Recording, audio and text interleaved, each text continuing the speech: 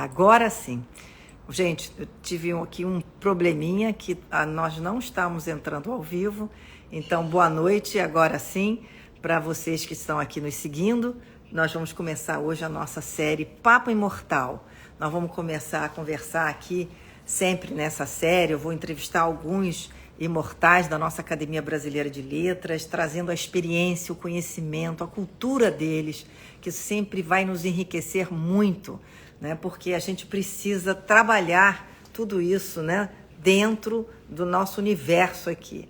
E então, hoje, para começar essa série de Papo Imortal, que eu adorei poder chamar dessa forma, nós vamos entrevistar hoje aqui o meu querido amigo, professor, doutor em educação, escritor de mais de 100 livros, 2 vezes presidente da Academia Brasileira de Letras, Arnaldo Nisquier. Eu acho que o Arnaldo tem muito para falar para a gente sobre o que aconteceu nesse ano de pandemia com relação à educação. E nesse ano ele escreveu esse livro aqui, que eu estou lendo, gente, interessantíssimo, Memórias da Quarentena, onde fala sobre filosofia e a quarentena, onde ele fala até de série de televisão como Merli, e ele faz uma relação deliciosa com a vida, deliciosa no sentido de que é muito enriquecedor. Bom, então agora eu vou ver se o Arnaldo já está aqui, eu já vi, a gente vai chamar o Arnaldo no Instagram, né? Que é uma querida amiga também, que vai entrar já já. Estou aqui aguardando. Ah, olha aqui o Arnaldo, tudo bem? Prazer enorme estar ao seu lado, fazendo esse programa que você batizou de Papo Imortal, não é? É verdade. Acho com muita propriedade, porque é imortal mesmo, né? Eu estou às suas ordens. Não, olha, Se Arnaldo, você quiser saber do que houve e do que não houve, né, nesse tempo da quarentena, eu estou às suas delícia. ordens. Bom, Arnaldo, eu tenho que falar que a gente marcou aqui que a gente vai falar sobre educação. Claro que você é um dos mestres da educação, você sempre se dedicou e você é professor assim, com 100 livros, como eu falei aqui, já publicados, se dedicando à educação. Mas eu quero falar sobre esse livro aqui primeiro, tá? Esse livro que eu estou adorando ler, Memórias da Quarentena. Porque eu acho que você está fazendo um mix aqui de assuntos do dia a dia com a filosofia. Né? Exato. Né? Exato. E eu queria perguntar... Que é a matéria que eu lecionei durante muitos anos na Universidade do Estado do Rio de Janeiro, na UERJ. Então, eu aproveitei, lamentando muito a existência da pandemia, eu aproveitei para fazer um apanhado do que eu lecionei para os nossos queridos alunos da UERJ. E eu fiz um levantamento hoje, Márcia, e eu concluí que analisei a vida e a obra de 22 filósofos do mundo todo. Não foi só do Brasil, alguns filósofos, como o recém-falecido Tarcísio Padilha, que eu respeito muito, e que foi meu professor 3 vezes, foi meu professor 2 vezes na UERJ e 1 vez na Escola Superior de Guerra. Ele faleceu recentemente, você sabe, e foi muito sentida a perda dele, e eu quero aproveitar até para homenageá-lo com muito carinho, porque ele foi um grande professor e um grande amigo na universidade e também, de um modo geral, na vida. Ele trabalhou comigo, foi meu secretário-geral quando eu fui presidente da Academia Brasileira de Letras. Ele foi um belo e eficiente secretário-geral, de maneira que a lembrança dele sempre se faz de um modo muito carinhoso. Claro, Arnaldo, isso é bonito você fazer essa homenagem para ele. Eu acho que realmente a gente precisa homenagear as pessoas que têm uma trajetória na nossa vida. E eu estava aqui Claro, sobretudo, Márcia, querido, aqueles que trabalharam na cultura. Cultura, Você claro, sabe não. como o Brasil despreza o lado cultural, não dá o valor devido e, infelizmente, fica devendo muito a essas gerações que se estão colocando aí. E o Tarcísio Padilha foi uma pessoa assim. Ele morreu com 93 anos, se a memória não me falha.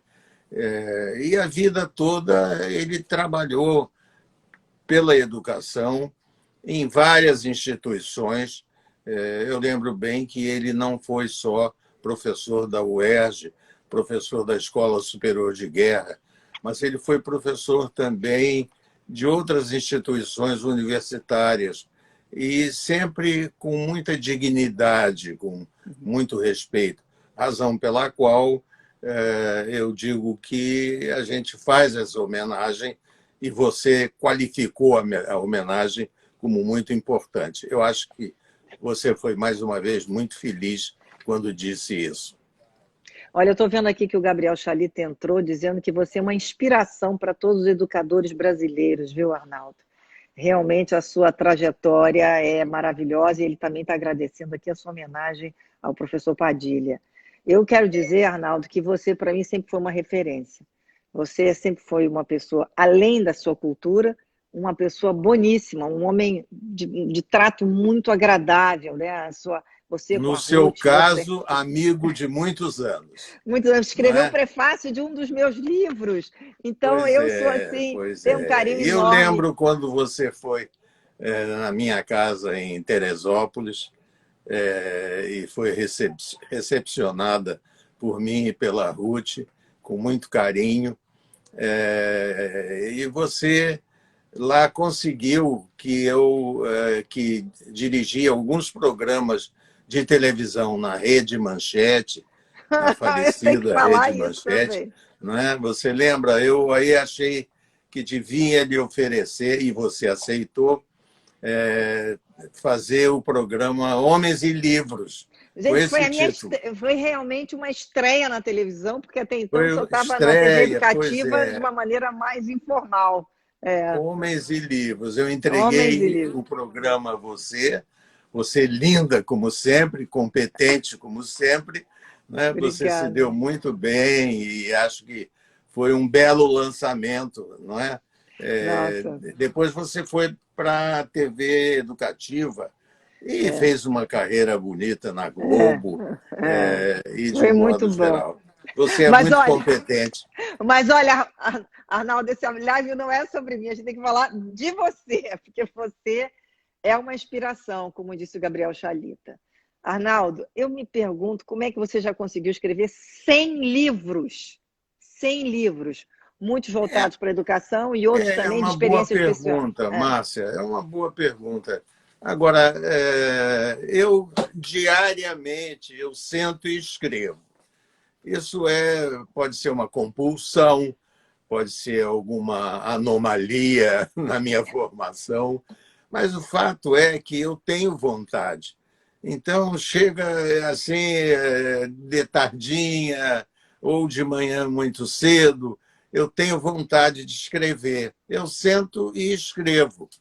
Então, isso significa uma produção muito grande. Eu tenho uma produção muito grande que não para. E aí, a cada 100 crônicas que eu faço, eu largo um livro. Então, eu tenho mais de 20 livros de crônicas, que são essas que eu faço quase que diariamente. E assunto não falta, até porque na quarentena aconteceu uma coisa curiosa, comigo pelo menos, Uhum. é a lembrança de muitos fatos passados, mas vividos. Eu, curiosamente, outro dia, eu me vi conversando com a minha mãe, Bom, você conversando fala com no meu livro aqui pai. do seu irmão, você Fiz relembra coisas da sua poemas, família. fiz Olha, poemas para essa gente, meus tios, não é? olha. Tudo isso são coisas que ficam e que aguardam uma oportunidade no escaninho que nós temos dentro do cérebro para ser colocado para fora. E é isso que eu faço, sistematicamente. Então, já ter mais de 100 livros, para mim, não é uma novidade, porque é a minha vida, é o meu estilo, é a minha compulsão intelectual que eu Graças a Deus. exerço com muita competência. Graças a Modéstia à Deus. parte.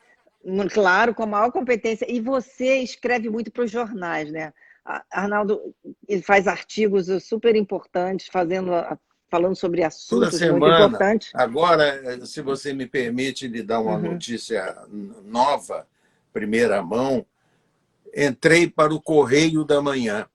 Olha que Uma maravilha! coisa bacana, um jornal tradicional, Muito um tradicional. jornal que aparentemente tinha desaparecido, mas não é verdade. O Magnavita, o Cláudio Magnavita, nosso amigo, ele fez reviver nos fins de semana o Correio da Manhã. Então, toda sexta-feira eu mando para ele um artigo. Você sabe qual foi o último? Eu Não, escrevi qual foi? sobre o jogador Zizinho. Não é do seu tempo, você é muito broto, não é do seu tempo, mas é do meu tempo.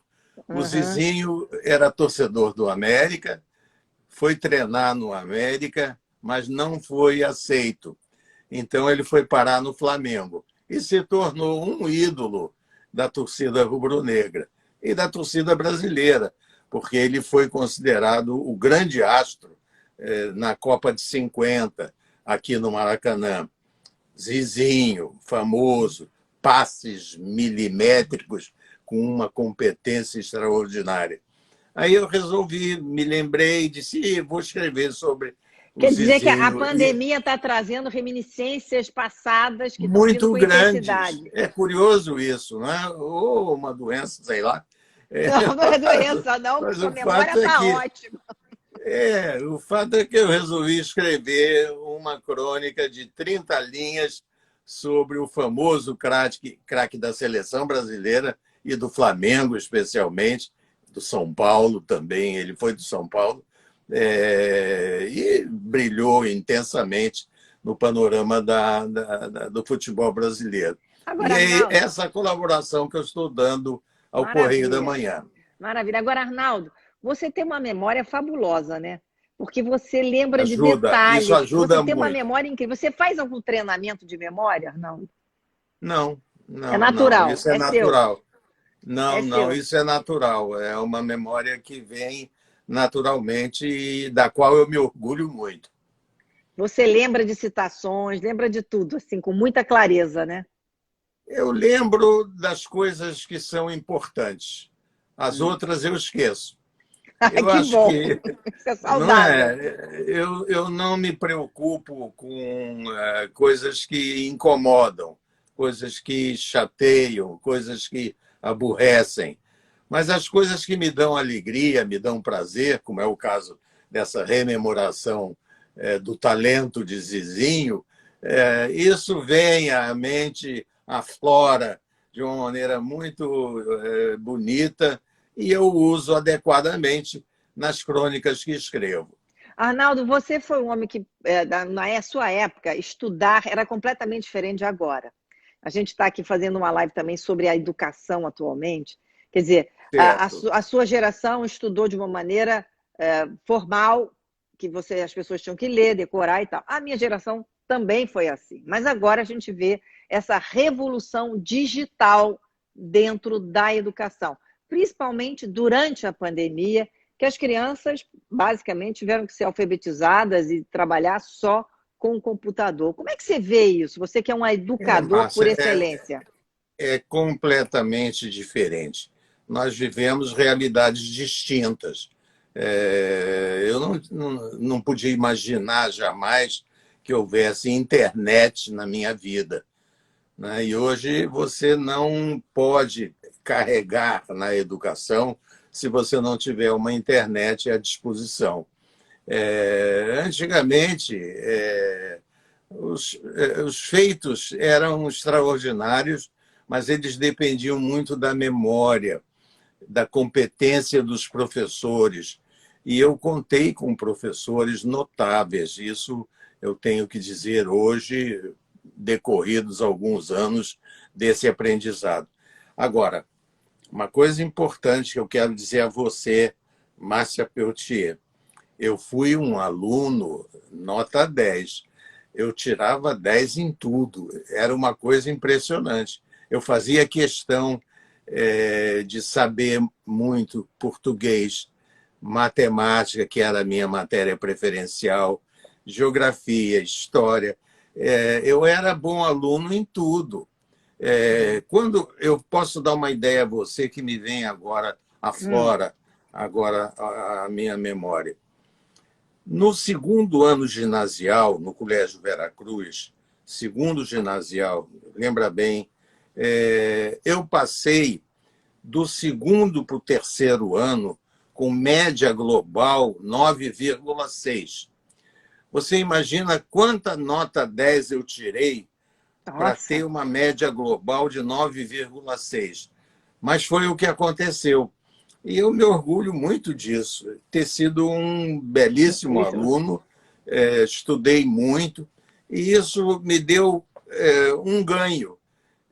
O que eu sei hoje, as coisas que você disse que eu posso exaltar na minha formação, elas se devem a esse estudo muito cuidadoso, muito especial e que foi, graças a Deus, bastante vitorioso. Arnaldo, você foi 4 vezes secretário aqui do Rio de Janeiro, do estado do Rio de Janeiro. Foi secretário de Ciência e Tecnologia. O que você está achando, então, desse momento com a tecnologia? Você acha que isso vai ser um problema para essas crianças? Você acha que o mundo vai ser assim mesmo? A educação vai ter que ser muito híbrida, que vai ter que ter sempre a participação da tecnologia? O ficar em casa, você tem relatos de que isso atrapalhou? Como é que você está vendo isso?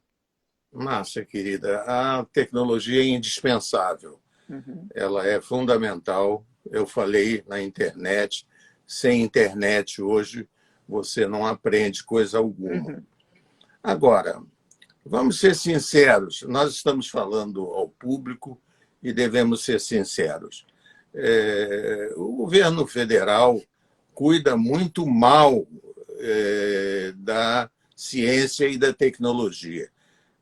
Não é apreciável o esforço que eles fazem. Ao contrário, é um esforço quebrado,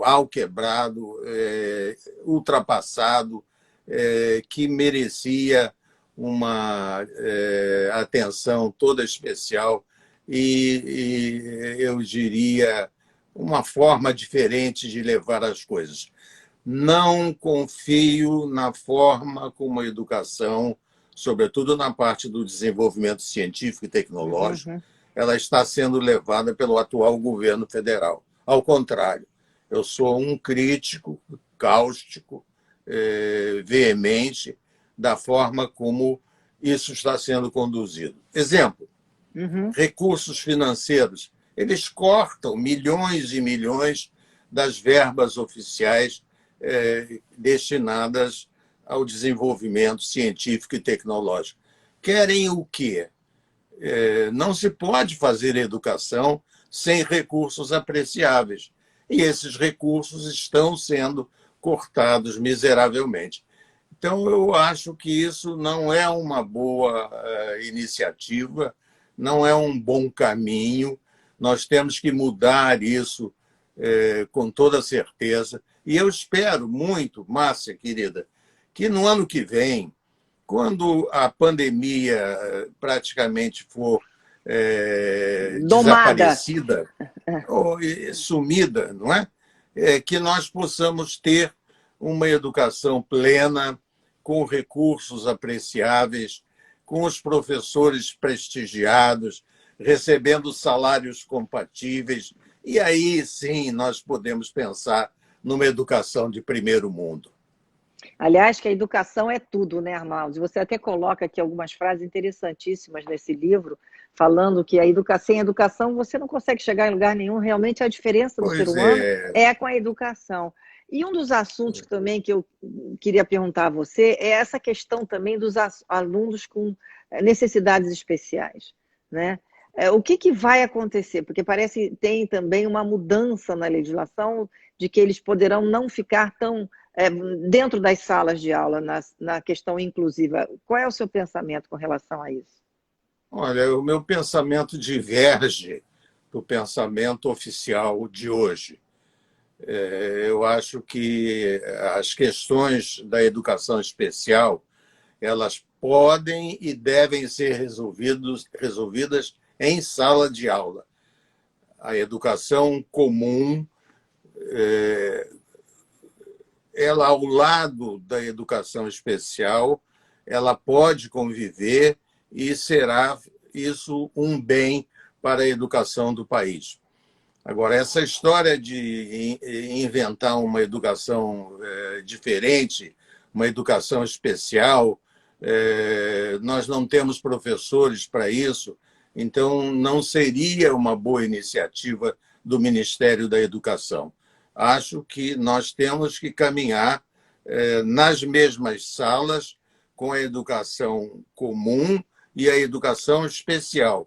E assim nós daremos uma formação adequada às nossas crianças. Sejam Arnaldo, elas de ensino especial ou não. claro. E é também essa convivência humaniza, né, Arnaldo? Porque Claro, força você olhar para o outro, para o diferente, né? Isso é muito claro, importante. você falou uma coisa importantíssima. É importante conviver. Se o aluno é especial, não tem importância. Ele merece um tratamento humano e pedagogicamente válido. E isso é o que tem que ser feito. O Ministério da Educação não está pensando assim e, na minha opinião, pensa equivocadamente mais uma vez. Arnaldo, falando sobre a questão da educação também, uma das coisas que a gente vê também é que existe também uma parcela da população que está mais velha e quer aprender. E muitas vezes fica sem lugares para aprender, né? Novas matérias, para poder até entender melhor a vida. Você sente essa necessidade das pessoas que já estão, vamos dizer assim, mais em casa, elas querem aprender, e você acha que esse aprendizado é importante nesse momento da vida? Márcia Peltier, eu não sinto isso, infelizmente. Eu sinto que está havendo um abandono da escola. Se você olhar os números, você vai ficar assustada. Da Os população números, jovem, né? De crianças e jovens, né? eles estão abandonando as escolas. E isso é apavorante, porque isso não pode acontecer. Nós temos que arranjar e criar mecanismos de incentivo para que os jovens permaneçam na escola e aprendam cada vez mais. Agora mesmo há um movimento para criar um novo ensino médio. Acho uma boa ideia, porque é preciso se abrir para as novas profissões. São muitas. As novas profissões no mundo são uma coisa extraordinária. Mas se a gente não se preparar para isso, evidentemente não vai aproveitar esse boom extraordinário que vem por aí. Acho que nós estamos abrindo o coração, abrindo a cabeça para esses novos tempos, mas ainda falta muito. Aliás, eu fiz um podcast há pouco tempo, onde uma das pessoas que eu estava entrevistando deu um dado assim que eu achei incrível, disse que 46% das profissões que as crianças que estão começando nas escolas vão ocupar no futuro, essas profissões nem existem ainda. De tão novas Pois que vai ser uma novidade tão grande. Existir. Elas vão existir, mas elas ainda nem existem. E que vai ser um Não. estudo combinado. um estudo combinado. Você vai fazer matemática e medicina, que vai ser uma coisa combinada, porque o mundo tecnológico está aí e as Claro, pessoas vão ter que entrar numa combinação das suas profissões, das claro. suas, vamos Mas dizer eu assim. posso adiantar a você, minha amiga querida, que em alguns estados já existem movimentos apreciáveis em relação a isso. Dou como exemplo o estado de São Paulo, onde há uma abertura para esses novos tempos, o novo normal, como a gente diz, né? O novo normal depois da pandemia. Então, eu acho que esse movimento que já existe inicial em São Paulo, ele deve ser estimulado para que se amplie para o país todo. Claro, Arnaldo, quando eu falei antes, assim, você fez uma observação importantíssima sobre a evasão escolar. Eu estava falando de uma parcela da população que está se sentindo ainda jovem, está em casa porque está aposentada e precisa e quer se, vamos dizer, se ilustrar mais, né? Existe esse anseio também e acho que a gente também tem que entender que existe essa população que também está meio perdida por causa da pandemia. Mas você que é um craque em educação, Arnaldo, eu te pergunto, o que você tem observado assim dos jovens? Porque você tem várias netas, tem vários netos. Você tem É falado com verdade. eles, se eles têm 6 passado. netas maravilhosas. Olha que As minhas beleza! 6 netas são tão bonitas quanto você. Ai, que beleza! Estou muito feliz da companhia, me sinto homenageada. Mas eu acho Com lindo certeza. O porque eu que tenho eu tenho certeza. O observado, que você tem observado da juventude em inclusive no relação a esse convívio, momento? Márcia, inclusive no convívio com elas, né? Elas Uhum, são bastante aplicadas, todas 6. Eu sinto o seguinte, uma grande curiosidade em relação ao futuro e, às vezes, uma grande preocupação, sem ter a garantia de que o futuro será melhor, será mais determinado em relação aos caminhos a serem percorridos, às matérias a serem desenvolvidas, ao aprendizado que se vai colocar em tela.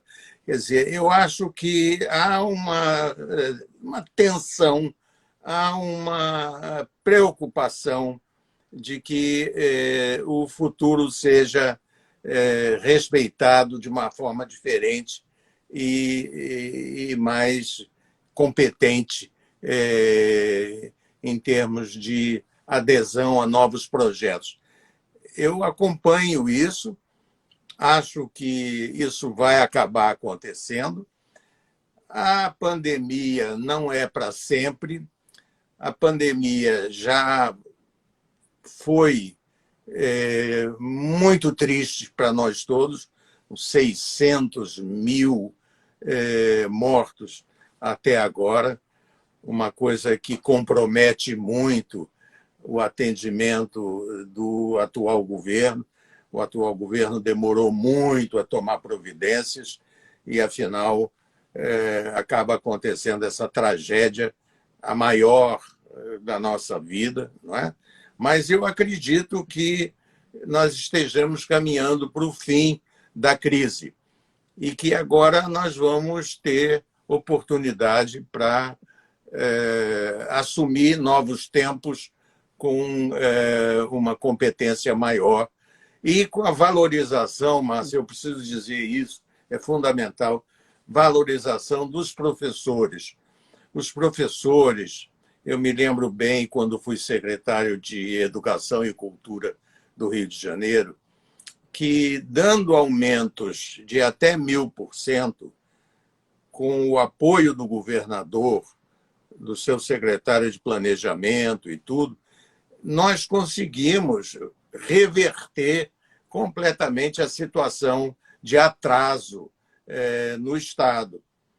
Então, é preciso dar aumentos consideráveis, é claro. preciso que isso chegue à ponta do sistema, aplicando a formação e ao trabalho dos professores, e aí sim nós vamos poder imaginar novos tempos com uma competência que jamais houve até aqui. Arnaldo, eu agora queria perguntar para você como é que foi para vocês acadêmicos esta pandemia, porque vocês se reuniam, o famoso chá da tarde da academia, que eu fui já algumas vezes quando o doutor Tragédio Altaíde era o Sempre presidente da muito bem academia. recebida. Sempre muito bem Sempre muito bem recebida. recebida. Me E senti assim, proximamente você virá com o Cláudio para ser recebida de novo com o carinho de sempre. com o maior prazer. Mas eu me pergunto como é que foi para vocês, acadêmicos, nesse momento da pandemia, nesse período longo da pandemia, que vocês não puderam também se encontrar. Como é que foi esse, vamos dizer assim, como é que vocês fizeram? Se encontravam por vídeo? Tinham possibilidade de se Não, encontrar o pessoalmente? primeiro momento foi de profunda tristeza e solidão. Nós ficamos sozinhos, cada um de nós em sua residência, com a sua família, e nós, enfim, sofremos muito esses primeiros tempos. De 2 meses para cá, nós já estamos fazendo as reuniões virtuais. Então, a academia perdeu 5 acadêmicos. 5, foi uma Os coisa 4, incrível. pois é, os 4 primeiros já serão substituídos nos dias 5, 11, 18 e 25 do mês de novembro. É uma notícia para os seus telespectadores.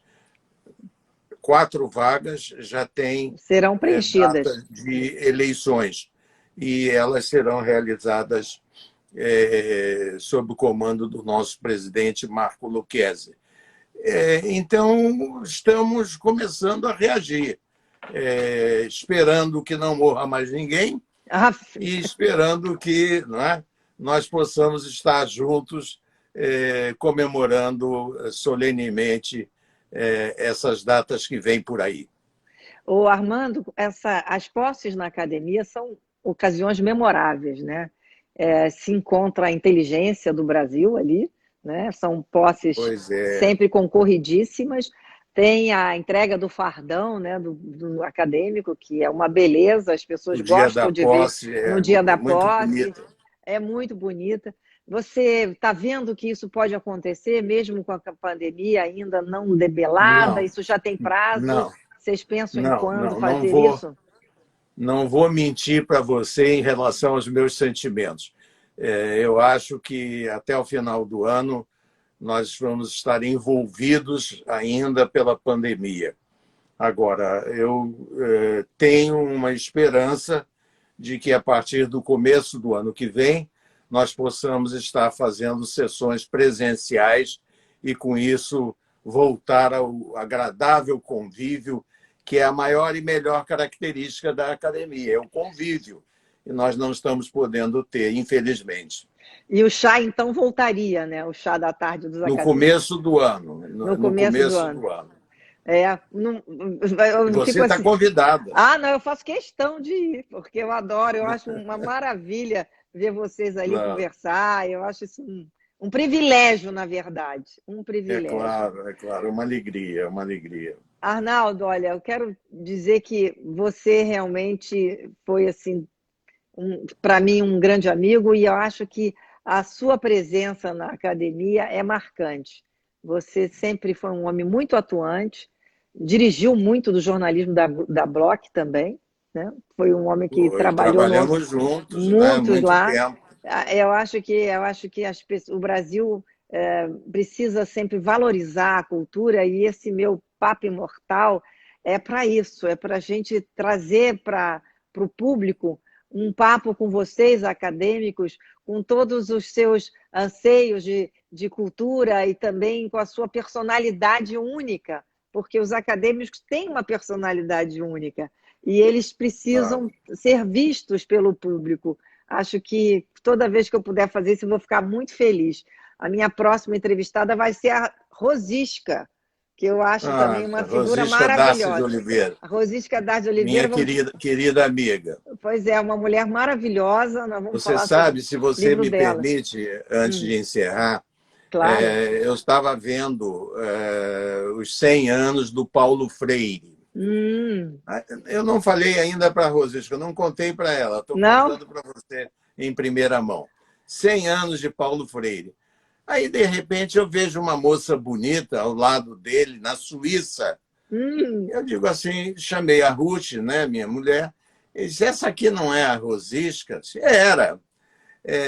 A Rosisca trabalhou com o Paulo Freire. Olha que E ela máximo. está em algumas fotografias de ações em que ele se empenhou. Então, você vê que coisa extraordinária. Que O Paulo máximo. Freire, que muita gente andou condenando como comunista, marxista, e tudo bobagem, não é nada disso. Ele foi um pensador da educação para adultos. Ele estudou, se preocupou, brilhou aqui, brilhou lá fora, e ele tem que ser, a memória dele tem que ser muito respeitada como educador, por isso mesmo. E você falou na Rosisca, eu lembrei que ela participou do trabalho do Paulo Freire na Suíça. Ela Que foi máximo. também educadora ao lado dele. Não é Eu vou... bonito? Muito bonito, e eu vou rememorar isso com ela na nossa live. Vai ser Isso, ótimo. Que a gente vai isso, falar também sobre o livro dela, Liberdade, vai falar sobre a situação das mulheres, a liberdade das mulheres no mundo isso. atual. Mas Muito vai ser bacana, muito muito bacana. bom perguntar para ela como é que foi esse convívio dela com Paulo Freire. Arnaldo, eu quero agradecer demais aqui a nossa live. Você é um ícone da cultura brasileira, além de um amigo querido. Então, eu faço assim muitos dos meus elogios a você de coração e agradeço muito a sua presença aqui hoje conosco. E queria mandar um Márcia, grande beijo para a Ruth. um beijo para você, carinhoso, para o Cláudio também, meu amigo querido dos tempos da Manchete, e que a vida lhe sorria. É tudo que eu desejo. Obrigada, Arnaldo. Olha, uma boa noite para vocês e, mais uma Para vez, você obrigado pela também. nossa live. Obrigado. Um beijo. Obrigado. Gente, então é isso. O nosso Papo Um Imortal de beijo. hoje foi com Arnaldo Nisquier. E eu espero vocês no nosso outro Papo Imortal com a Rosisca Darcy de Oliveira. A gente vai estar aqui sempre buscando essas personalidades, trazendo essas personalidades para que vocês conheçam cada vez mais nessa maneira informal aqui da live.